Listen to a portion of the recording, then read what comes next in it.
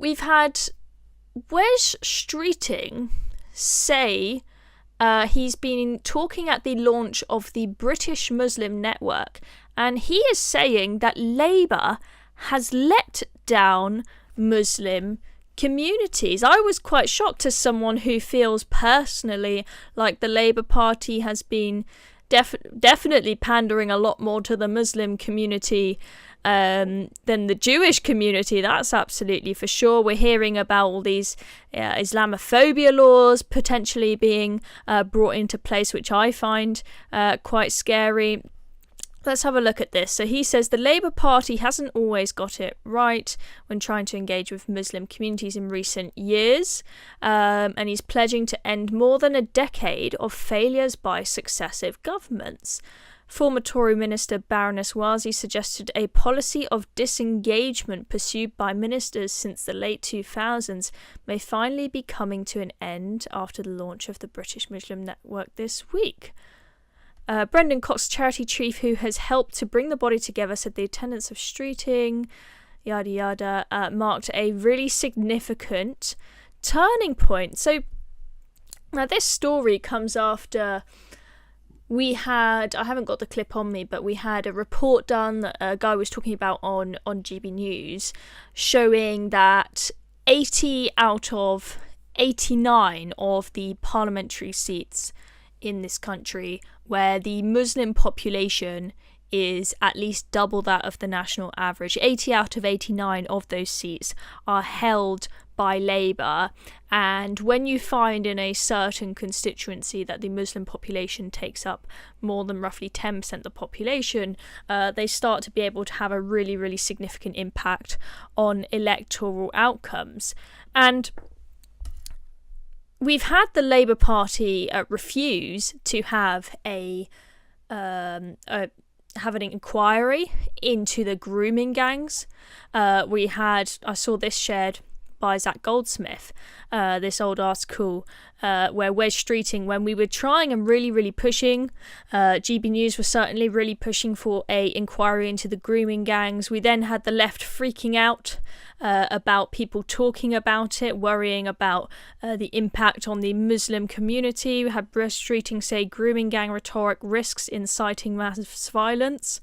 We've got Islamophobia definitions. He says here, Wes Streeting has form on this. He was the MP who invited extreme Islamists to craft the now notorious Islamophobia definition. This definition is designed to make scrutiny impossible and was rejected by responsible moderate Muslims and non-Muslims alike. It is an abomination. Didn't really see much outcry from Keir Starmer when we had someone arrested for burning a Quran in Manchester.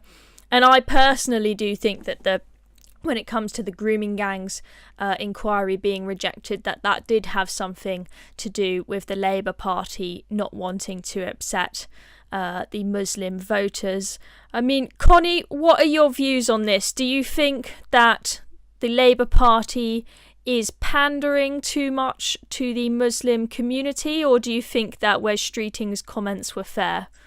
I mean, I'm actually surprised by the headline of this article that the Times have said Labour has let down Muslim communities amidst Streeting, as though the Times agrees. I don't know. I think there's a weird choice of wording. Yeah, I see what you mean. He wouldn't have said maybe he said I admit the Labour Party have let Muslim communities down. Maybe he said that, but I think that's quite a strange headline from the Times. I mean, I completely agree with you. I think that that's just it's almost unbelievable that he's saying that.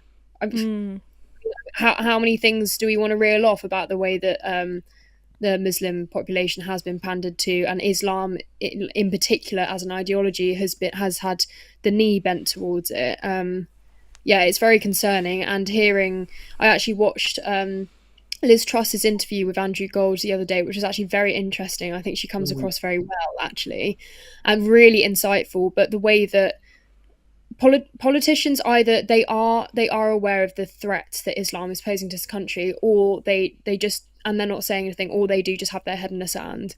I think that this really needs. We have ignored this issue for a really long time, to the point now where we have British Jewish citizens wanting to leave the country because we basically have a growing population of people. I'm not saying all Muslims, but a growing population of people have very unfavourable views on Jewish people.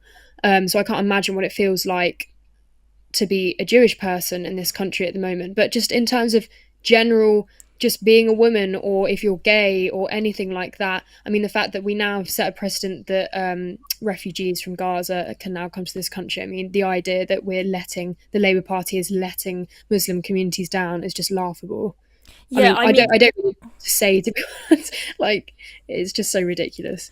Yeah, and you make the point about how the Jewish community feels, Connie, and I've heard stories of people, especially after, shortly after October 7th, Jewish individuals leaving Britain and deciding to go back to Israel, because although there is the threat of Hamas rockets there, they actually feel safer there than they do on the streets of Britain. We've had these marches every single Saturday, a lot of people chanting horrendous anti-Semitic things. Now, some people will say, depending on ad blocker coming up.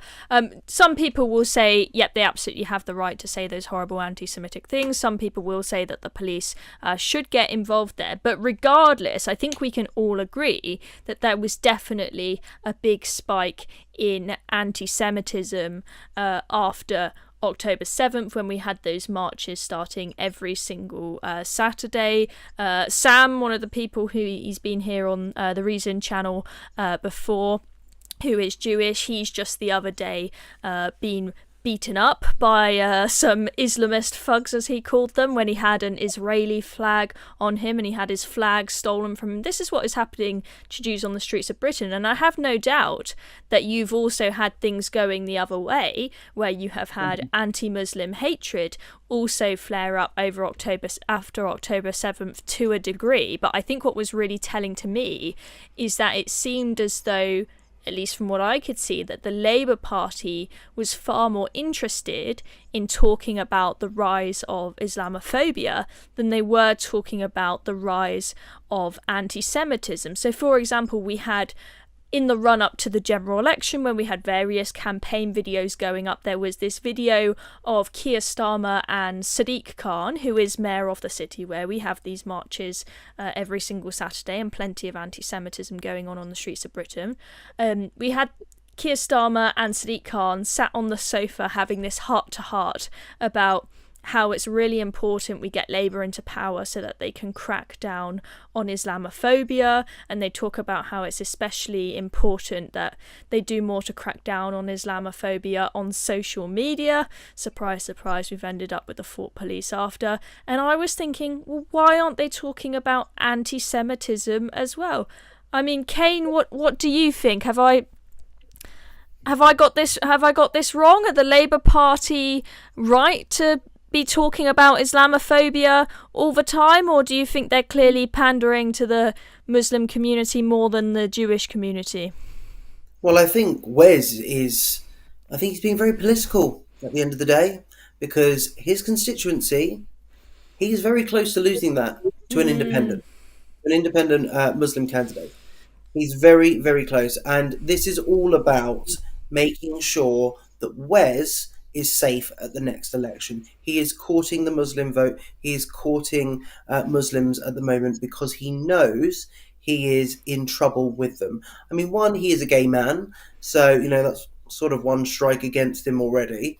But he's also just he is not on the sort of far left of the Labour Party either, where a lot of the sort of Corbynista style and sort of very pro-Palestinian wing of the Labour Party sit. And he at the moment he does have a real issue in his Ilford North constituency. And you see Brendan Cox saying, oh, this is a turning point, this is a huge turning point, this is all about saving Wes Streeting, because they know at some point Wes Streeting could be the Labour leader. that this is all about saving Wes's skin. So I think it's a little bit more I'm going to be a bit more cynical about this and say this is political and this is all about Wes, making sure that he keeps his seat. This is why he said that tonight, or whenever it was. This is why he said that, because it's to ensure that he still keeps in with his Muslim voters and with the left of the party as well. But I think this is just indicative of the Labour Party. This is where they sit. This is where their voters are. They wouldn't be saying, "Oh, we've let down," white working class men from the north or from the south or wherever, because they're not their voters anymore. They don't care. It's a shame, really, because out of all of the Labour politicians, I really quite like Wes Streeting as far as Labour goes. Sorry, King, go on. No. I was just saying, I agree. He's the best out of a bad bunch. Yeah, so I mean, that's what I was going to say. I'm quite disappointed in Wes Streeting, because when this Labour government came in, I thought he was the only person in the cabinet that I had a bit of time for. I thought that he was saying the right things on the NHS, that we need to reform it rather than keep chucking money at it.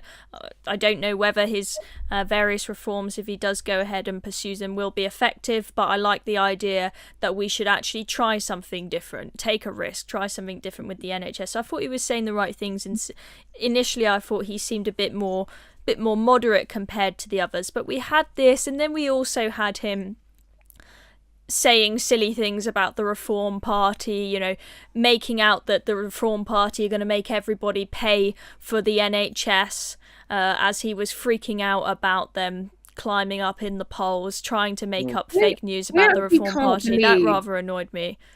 I can't believe that him and Keir Starmer continue to say that line. I know, it's completely baseless. Want you to pay for the NHS? It's completely baseless, and it's a tactic that the Labour Party have used time and time again to scare voters away from their opposition. I remember when knocking on doors, campaigning as a young Tory, when you had George Osborne and David Cameron doing a little bit of private contracting in the NHS, mostly just things like private contracting the cleaners and whatnot to private cleaning services. Nothing big, absolutely nowhere near even considering making people pay for the NHS. They would never do that. Yet I was knocking on doors and people were genuinely terrified. They were like, I want to vote for the Tory candidate in your area because he's amazing, but I am so scared because the Tories are privatising the NHS and they're going to make us all pay for it, because Labour had sold them that lie when it was complete and utter falsehood. I mean, I do hope, as much as I sort of want Labour to fail so that they'll do bad in the 2029 or whenever it's going to be general election, I would really like to see the NHS getting sorted out, because I don't think we can go another 4 more years with it just getting worse and worse. And the reality is, it's only Labour that can get away with putting in bits of private contracting in the NHS. Whenever the Tories, or if Reform were to get in, were to try and do it, everyone goes, oh, it's those evil capitalists privatising the NHS, they're going to make us all pay for it. It's only really Labour that can do the reform, so I really hope that he does do it and is successful. I've been disappointed by this stuff he's coming out with, but hopefully something will happen on the NHS, but I'll believe it when I see it with this lot, to be honest.